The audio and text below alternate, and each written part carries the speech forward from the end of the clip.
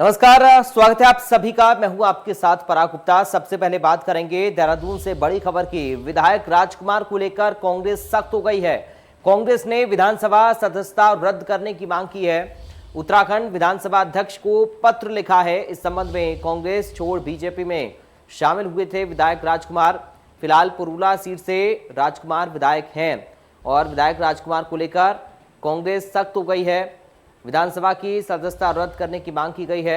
उत्तराखंड विधानसभा अध्यक्ष को पत्र लिखा गया है। इस संबंध में ये बड़ी खबर आपको बता रही है। कांग्रेस पार्टी छोड़ भारतीय जनता पार्टी में विधायक राजकुमार शामिल हुए थे और फिलहाल पुरूला सीट से राजकुमार विधायक हैं और अब कांग्रेस पार्टी राजकुमार को लेकर सख्त हो गई है।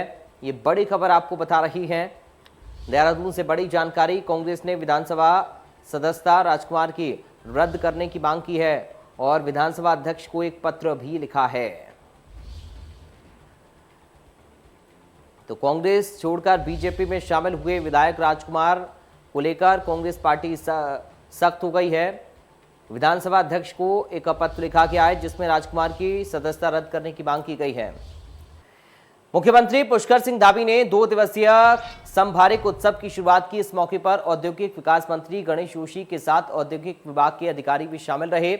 मुख्यमंत्री पुष्कर सिंह धामी का यह कहना है कि प्रदेश सरकार उत्तराखंड में निवेश को बढ़ावा देने के लिए नई उद्योग नीति लाने पर विचार कर रही है। नई उद्योग नीति इस तरह से होगी जिससे प्रदेश में उद्योग का विकास हो सके, युवाओं को रोजगार मिल सके, प्रदेश में उद्योग को बढ़ावा मिल सके। उनका ये कहना है कि प्रदेश सरकार नई उद्योग नीति प्लान तैयार कर रही है। आपको बता दें कि राजधानी देहरादून में 2 दिवसीय उत्सव चल रहा है। इस उत्सव में उद्योग के विकास, रोजगार, निवेश के साथ नई बाजार पर विचार मंथन चल रहा है जिसमें अलग अलग क्षेत्रों से काम करने वाले कारोबारी भी शामिल हैं।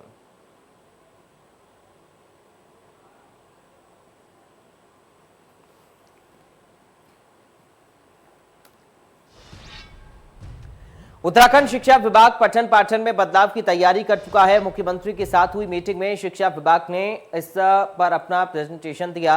बच्चों की शिक्षा कैसे और बेहतर बनाई जाए, इसका पूरा खाका विभाग ने खींच रखा है। कक्षा 1 से लेकर कक्षा 5 तक के स्कूल खोल दिए गए। शिक्षा विभाग ने कोविड प्रोटोकॉल का पालन करवाने के लिए और मासूमों की सुरक्षा के लिए अपनी पूरी तैयारी कर रखी है।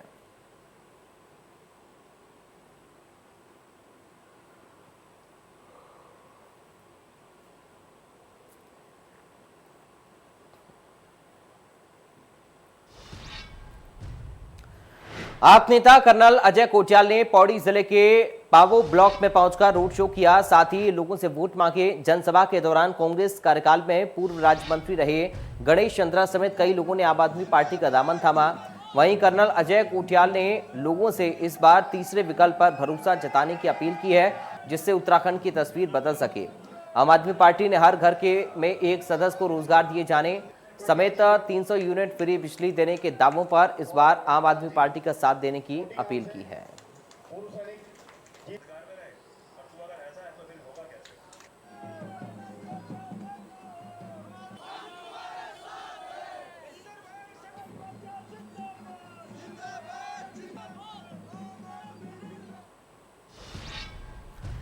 अखाड़ा परिषद के अध्यक्ष महंत नरेंद्र गिरी की संदिग्ध परिस्थितियों में मौत के मामले में बीजेपी प्रदेश अध्यक्ष मदन कौशिक ने कहा कि यह घटना बेहद दुखद है। उन्होंने कहा कि नरेंद्र गिरी जैसे महान संत ने हरिद्वार कुंभ के दौरान सरकार और संतों के बीच में बड़ी भूमिका का निर्वहन किया था। मदन कौशिक ने कहा कि जिस तरह से संदिग्ध हालातों में संत नरेंद्र गिरी की मौत हुई है, उस हालात को देखते हुए इस घटना की निष्पक्ष जाँच होनी चाहिए और आरोपियों के ऊपर कड़ी कार्रवाई होनी चाहिए। वहीं उन्होंने दिल्ली के सीएम अरविंद केजरीवाल पर भी निशाना साधा और कहा कि केजरीवाल पहले दिल्ली की दशा सुधार लें।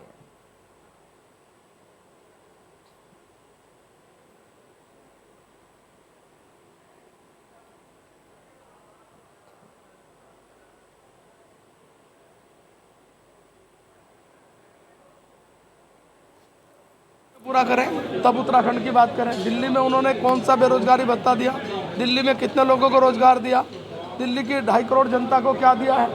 मैं समझता हूं कि जनता के बीच में जनता का विश्वास जीतना ये राजनीतिक दल का कार्य होना चाहिए। भारतीय जनता पार्टी एक काडर बेस पार्टी है। हजारों लाखों कार्यकर्ता दिन रात जनता के बीच में, जनता के सुख दुख में उनके साथ खड़े हैं। और हम जनता के विश्वास जीत कर आगे बढ़ रहे हैं। क्या आप मानते हैं कि उन्होंने आत्महत्या करी होगी या जमीनी विवाद जो आत्महत्या के लिए उकसाने का मामला सामने आ रहा है? देखिए, ये सारा जांच का विषय है और जिस लोगों का उन्होंने नाम दिया उनको शायद पुलिस ने हिरासत में ले लिया है, लेकिन जो भी हो इस प्रकार की यदि कोई घटना होती है तो ये दुर्भाग्यपूर्ण है। जो भी दोषी है उसके खिलाफ कड़ी कार्रवाई सरकार को करनी चाहिए, ऐसा मैंने मांग की है। अखाड़ा परिषद के अध्यक्ष महंत नरेंद्र गिरी की संदिग्ध मौत के बाद हरिद्वार में उनके अनुयायियों में दुख की लहर है। अचानक घटी इस घटना ने हर किसी को स्तब्ध कर दिया है। नरेंद्र गिरी से जुड़े अनुयायियों ने यहां सिटी मजिस्ट्रेट कार्यालय पहुंचकर अपना ज्ञापन सौंपा और पूरी घटना की सीबीआई जांच की मांग की। लोगों के मुताबिक हरिद्वार में कई संत पहले भी इस तरह मारे जा चुके हैं, ऐसे में पूरी घटना की सीबीआई जांच जरूरी है। लोगों ने यूपी के मुख्यमंत्री योगी आदित्यनाथ से मांग की है कि जल्द से जल्द सीबीआई जांच की घोषणा की जाए।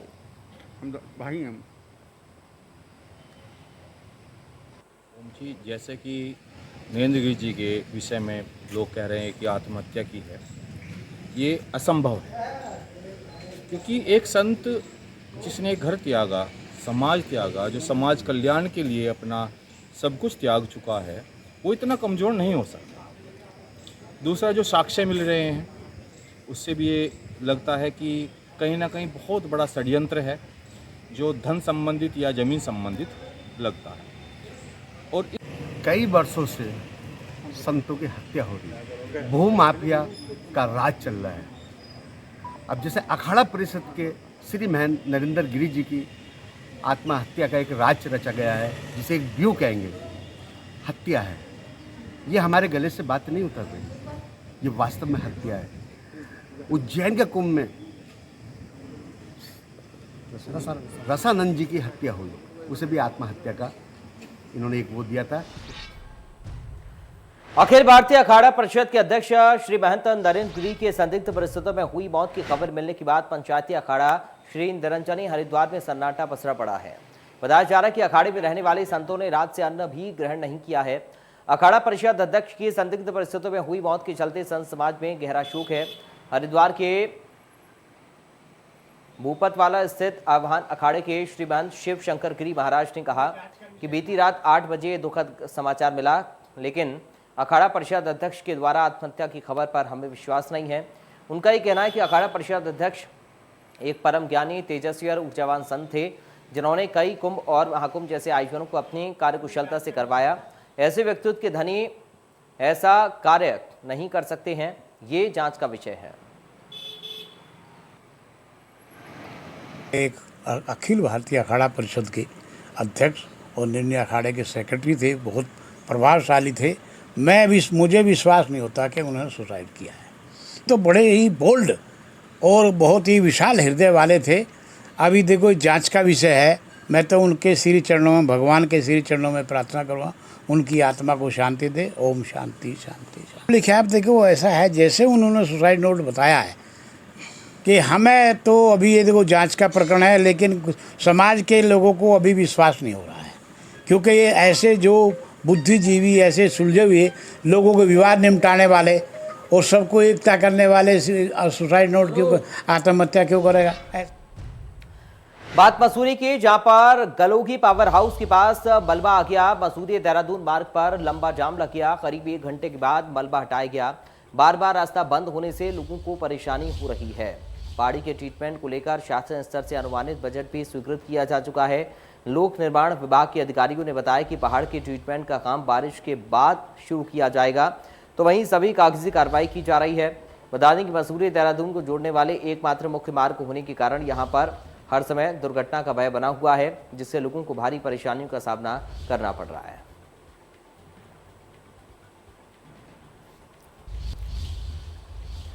उत्तराखंड में कोरोना काल के बाद 1 से 5वीं तक के स्कूल खुल गए हैं। आज कोरोना गाइडलाइन के साथ बच्चों ने स्कूल में एंट्री की। 1.5 साल बाद स्कूल खुलने से बच्चों के मन में उत्साह है। छात्रों और अध्यापकों का ये कहना है कि कोरोना का डर तो सता रहा है, लेकिन स्कूल बंद होने से बच्चों की पढ़ाई का नुकसान हो रहा था।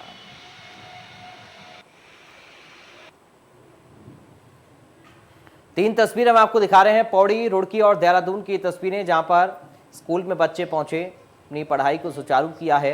1 से लेकर 5वीं तक के स्कूल खुले हैं।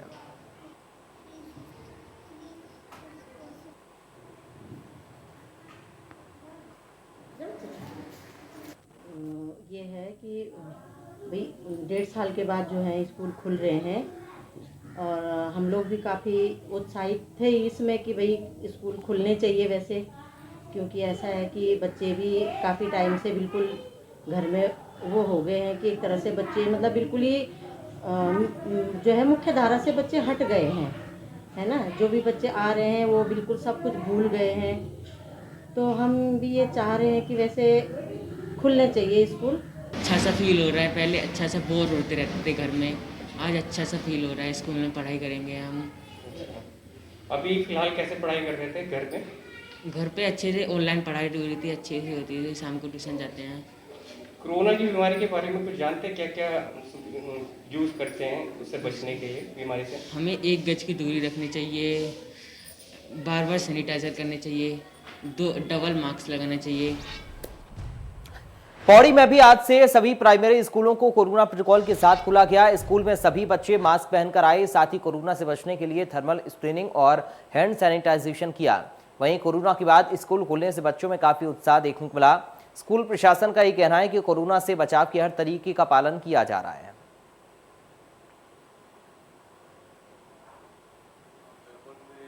कक्षा 1 से 5वीं तक के जो प्राथमिक विद्यालय हैं सभी को संचालन करने का शासन द्वारा निर्देश दिया गया है। उसके अनुक्रम में शासन द्वारा मार्गदर्शक नियम भी बनाए गए हैं। उसके अनुक्रम में समस्त विद्यालयों में जो बच्चे होंगे वो मास्क लगाकर कक्षा में प्रवेश करेंगे। साथ में सोशल डिस्टेंसिंग के अनुसार उनको बैठने की व्यवस्था विद्यालय द्वारा किया जाएगा। विद्यालय में जितने भी कर्मचारी, टीचर्स और अन्य जो शिक्षणेतर कर्मचारी हैं उनको सभी को वैक्सीनेशन करना अनिवार्य रहेगा। साथ में जो भी गाड़ी संचालन होती है, बच्चों की लाने ले जाने की बसेस वगैरह का इस्तेमाल किया जाता है ट्रांसपोर्टेशन के लिए, उसको भी सैनिटाइज किया जाएगा नियमित तौर पर। सरकार की गाइडलाइंस के अनुसार रुड़की में भी आज से प्राइमरी स्कूलों का संचालन शुरू हो गया। कक्षा 1 से 5वीं तक के सभी स्कूल सरकार के दिशा निर्देशों के बाद खोल दिए गए। कोरोना आपदा काल में पिछले करीब 1.5 साल से स्कूल बंद हैं और इस वजह से बच्चों की पढ़ाई का काफी नुकसान हो रहा था। रुड़की के स्कूलों में आज पहले दिन बच्चों की संख्या काफी कम रही। सिर्फ 20% बच्चे ही स्कूलों में पढ़ाई करने पहुंचे। बच्चों को स्कूल में प्रवेश करने से पहले अभिभावकों की इजाजत भी विद्यालय ने ली।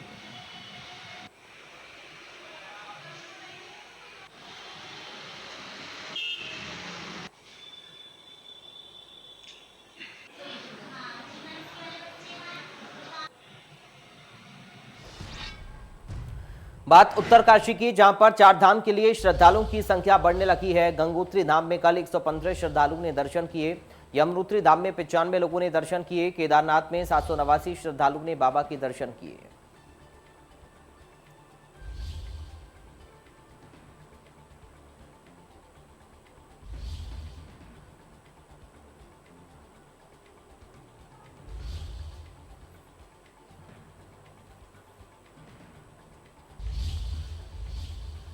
एक अक्टूबर से केदारनाथ के लिए हेली सेवा शुरू होगी। नागरिक उड्डयन विभाग ने पूरी तैयारी कर ली है। रोजाना 200 ई पास जारी किए जाएंगे। तो 1 अक्टूबर से केदारनाथ के लिए हेली सेवा शुरू होने जा रही है। केदारनाथ धाम के दर्शन के लिए पैदल चलने में असमर्थ यात्रियों को 1 अक्टूबर से ये सेवा मिलेगी। इसके लिए नागरिक उड्डयन विभाग ने तैयारियां कर ली है। गुप्तकाशी, सिरसी और फाटा हेलीपैड से 9 एविएशन कंपनियों को अनुमति दी है। हेली सेवा का संचालन करने से पहले डीजीसीए की ओर से तीनों स्थानों के हेलीपैड पर सुरक्षा मानकों का निरीक्षण किया जाएगा। देवस्थानम बोर्ड के सीईओ रविनाथ तबन ने बताया कि केदारनाथ के लिए हेली सेवा का संचालन 1 अक्टूबर से करने का प्रस्ताव मिला है, जिसमें हेली सेवा से जाने वाले यात्रियों को 200 ई पास जारी किए जाएंगे।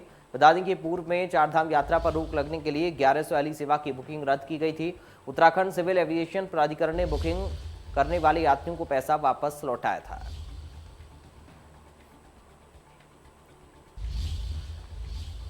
टीकाकरण के मामले में उत्तराखंड की उपलब्धि, टीका लगवाने के मामले में आंकड़ा 1 करोड़ के पार पहुंच गया है। 94% को पहली डोज लग चुकी है। 35% लोगों को दोनों डोज लग गई हैं। बागेश्वर, रुद्रप्रयाग, चमोली सबसे आगे हैं। इन जिलों में 100% वैक्सीनेशन हो चुका है।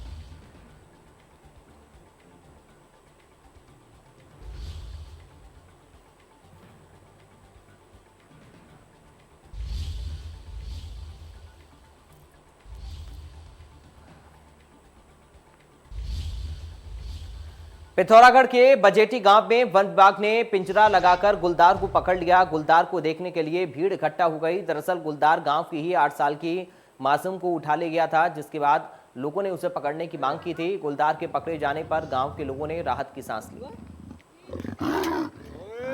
वन विभाग को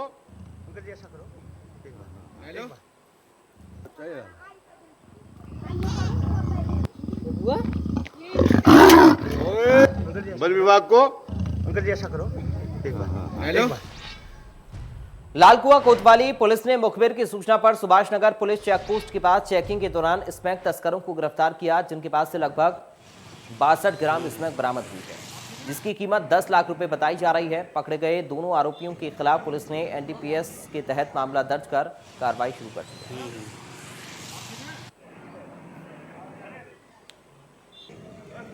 देखिए, कल हमारी जनपद स्तरीय जो एडीटीएफ टीम है उसे सूचना मिली थी कि 2 लोग जो है वो किच्छा से हल्द्वानी की तरफ स्मैक लेके जा रहे हैं।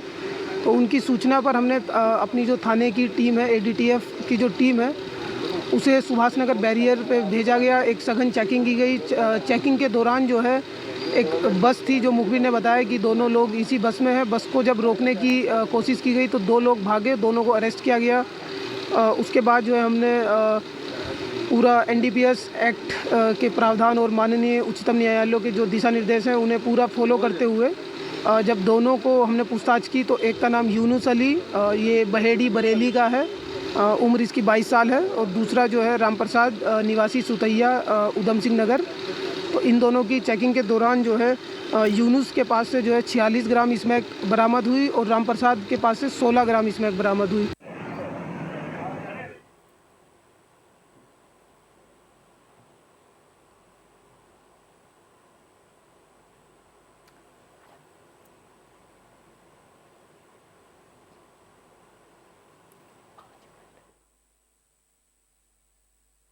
तो इस पूरे मामले की जांच पड़ताल पुलिस ने शुरू कर दी है। 62 ग्राम स्मैक के साथ आरोपी को पुलिस ने पकड़ा है और इस तस्कर से अब पूछताछ में पुलिस जुट गई है। लालकुआं से खबर आपको बता रहे हैं, जहां पर सुभाष नगर चेक पोस्ट पर ये आरोपी पकड़े गए हैं, जिनसे स्मैक बरामद हुई है और 62 ग्राम ये स्मैक पुलिस ने इन लोगों के पास से बरामद की है। इनसे पूछताछ की जा रही है। पूरे मामले की जांच पड़ताल पुलिस ने शुरू कर दी है।